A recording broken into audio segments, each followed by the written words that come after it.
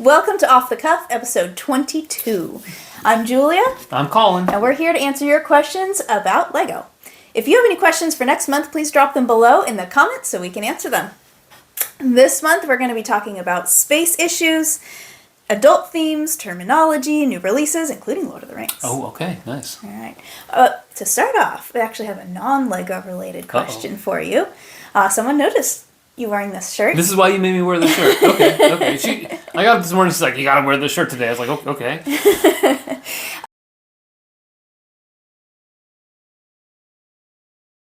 And they wanted to know if you play disc golf. I do. Well, play is a relative term. I don't know if I'd use that very professionally in any way, shape, or form. But I do throw discs toward a basket.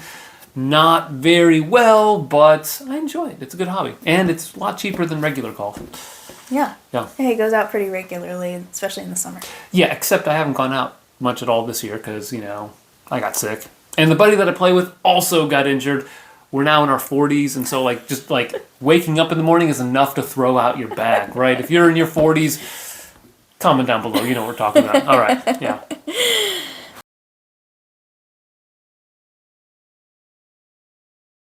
Our next question is from Slapshots Bricks, and they want to know, is space a concern for you?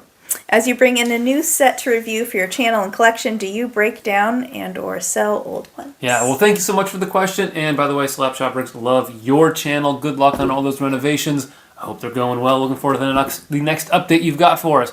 So yeah, space is a real concern here. We do have this room that I've actually kind of taken over with Lego. It's our laundry room / extra bedroom that is no longer an extra bedroom. So we do have a lot of our loose pieces that we use for constructing different creations, as well as these incredible ModuSpace shelves behind us. In the basement, we do have more room, and we're actually currently navigating that. And by navigating, I mean we're having discussions about what to do with that, because he wants more space. I want more table space, because I do like the modular city layout that we have, and to be fair, we're running out of space on that one table, because we do like to not only include the modular building for that year, but we like to do a custom modular building each year. So to keep that going, we will run out of space relatively soon on the table that we currently have. We do have lots of space on our Billy shelves down there. So I think that, we were good there. It is, though, difficult to try to do a limited amount of space, and which sets do you keep together and which ones do you not. I will say we do, for budgetary reasons, pick and choose what we get. And so last year we purchased 12 Lego sets. This year we might get a little bit more than that. And by the way, that doesn't include the gift with purchases. But so we do try to limit how much we get as well. In fact, planning our June purchases, one of us sitting here is always like, I don't know, probably shouldn't get that just because. Even though she's like, oh yeah, you got to get Lord of the Rings, you got to get, Sherlock Holmes, so she is all about some of those sets, but, and wait till they come out with the Slosh Neuschwanstein, she's going to go nuts on that. So anyway, there's some sets she's more than happy for us to get. But we do a lot of Lego, and it does take up a lot of space. So he just told you of our two main spaces, this space and the basement, so those have a lot in them. Yeah. We have a tiny bit up on our main floor, where we have our living room and stuff, but it's just a very tiny bit. Yeah. The kids have their own collection in a separate room, and that takes up most of that room. So they have a lot of their playthings in a room, and most of it's taken up by Lego. Yeah, it's true. So. Don't be like us. Space, definitely we were running out of space in general, but I would say, like he said, probably our main constraint is budgetary rather than space for now, but we will at some point. And forever, let's be honest, we don't spend that much on Lego relative to what you might think YouTubers spend, on Lego. Yeah. Yeah. So, but eventually space will become more and more of a concern, so we would have to probably sell some at some point if we wanted to purchase more. That's definitely a distinct possibility. Yeah, for sure.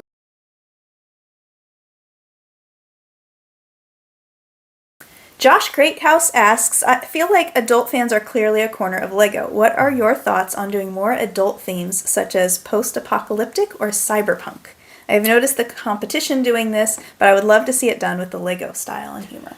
Yeah, I mean, that's a really great question because I likewise have noticed that other Lego competitors have been branching into that. I think it's because Lego doesn't do that, right? I think if you're a competitor of Lego, it's kind of hard to really break into certain types of sets. And if Lego is ignoring part of it or a segment, then that's a void that you can perhaps fill and make your own mark in the market. So I think it'd be great. Now, I think Lego is looking to do some of those things, and they have certain themes that they will use to maybe gauge interest in that. And I think two of them stand out to me. The first one is ideas. If you go back throughout the history of Lego ideas, it generally has had an adult orient to it, right? And it also has a lot of themes that maybe we didn't have or don't have now that we used to have when people my age were kids. So a lot of castle, a little bit of Western, and it's going to give you those opportunities to maybe get those sets that you wish Lego would come out in the theme, but not so much. And then the other one is the Bricklink Designer Program. That's a big one where we've seen some of those same kinds of themes come up again and again in the finalists. And so Lego, I think, might be doing this for a couple of reasons. Number one, they know that we have disposable income, but they don't want to invest in an entire theme. Whether it's the set designers, the graphics, the piece production, new pieces for that particular theme. Whenever Lego does a new theme, they're going to introduce new pieces specifically for that theme, even though they're used in others. And they don't want to dedicate those resources to it, so they do a lot of one-offs. And I think, those two ways, and a little bit of icons, right? When you look at things like Pac-Man and some of that nostalgic-based Lego sets. But we're seeing that with Pirates, Castle, Western, and others. So that's kind of how they're doing it. If they think that steampunk or cyberpunk would be a great use of one of those sets, I think they'll do it.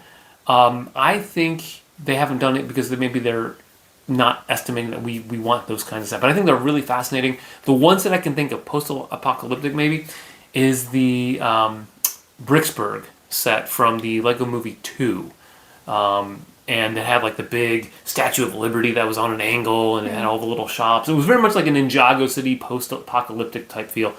Incredible set, loved by Lego fans. So I'd like to see more of that, honestly. Yeah.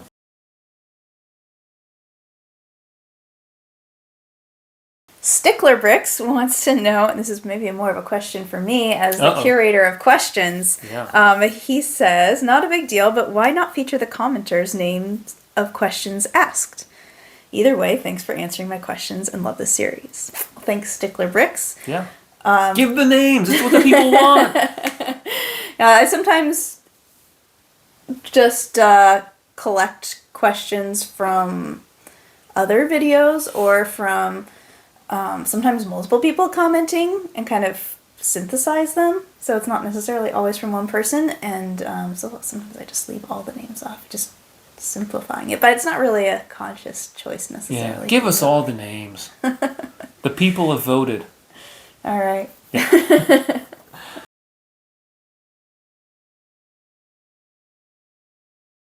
One example of such a question is multiple people asking over other videos why you use the term Blay and what it means. Oh, yeah. So if you're newer to Lego, you may not know that when Lego was first producing Lego bricks, they had a set number of colors. And by the time you get to the 1980s and the release of Castle, they came out with light gray.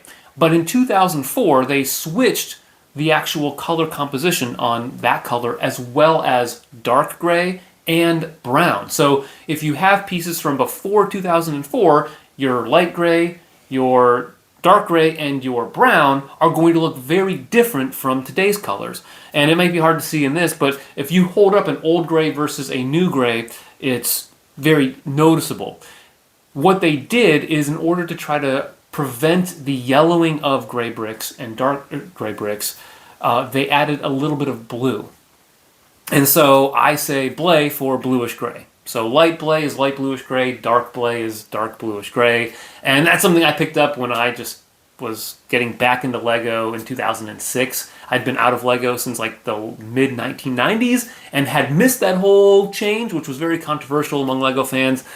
But that's why I do it. So As we get further and further removed from these old gray bricks, do you think that the term Blay is going to be outdated? Oh, it clearly is. I mean, if people are asking the question, like, what is this idiot talking about? Like, so I get it. But, for us old cantankerous Lego fans, just bear with us. But no, it's something where it's just kind of interesting to note that you can actually find different shades of gray. In fact, just a little bit off the immediate question, but relative to this, is there actually is a very light gray that came out in a mosaic in the early 2000s. And so you can actually find like all these different shades of gray in Lego form, and you can do some really cool patterns with that. And so, yeah, like I've always been fascinated by, gray is one of my favorite colors in Lego just because of castles and all of that. But all those different shades, really cool. And I think I ordered like a couple hundred of those very light gray 1x1 plates that I could use in flooring and all that stuff, which I did in our Guarded In mock. So, like an updated version of this little guy right there. Yeah.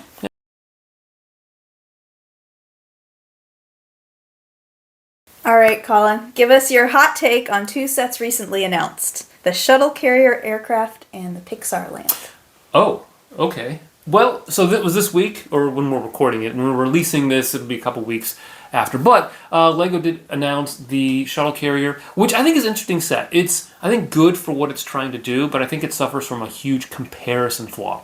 So basically, you've got this Boeing plane, and then you've got a shuttle on top of it, right? And I think it does a good job of representing what that looked like at the time. However, there are 2 massive icon sets that have come out in recent years that I think make this look a little awkward.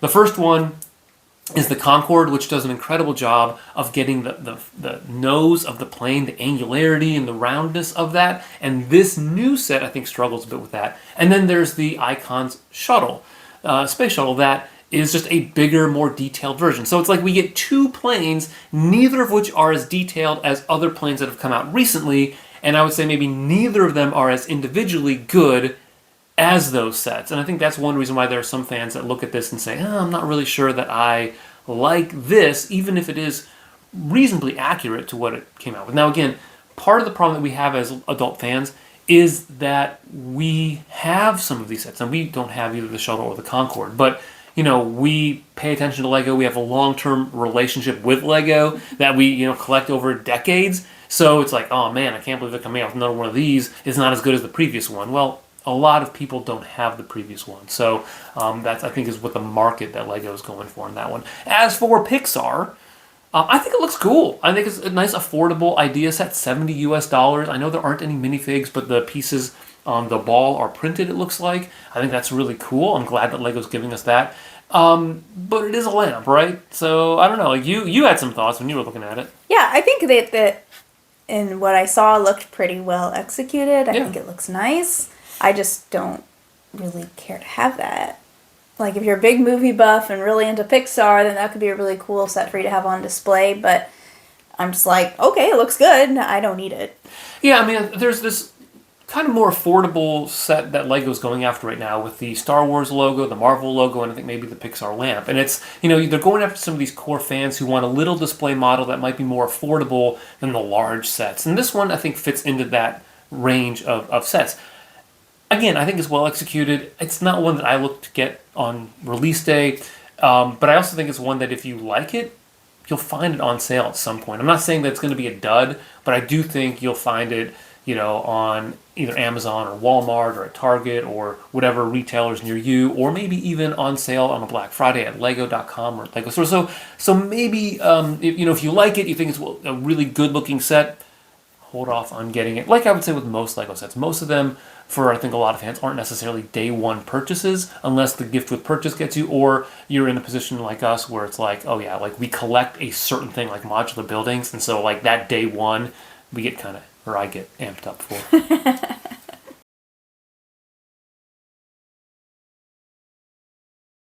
Lego has released images of 2 Booknooks, but we haven't seen the Lord of the Rings Booknook. So what do you think that might look like? This is a really cool question. I'm glad you asked, because the 2 Booknooks that we've seen so far are Harry Potter and Sherlock Holmes. And their third one that was rumored is the Gandalf versus the Balrog Booknook. And what I think is interesting so far about the first two Booknooks is that they are different in terms of size and how they can be viewed or used as Booknooks.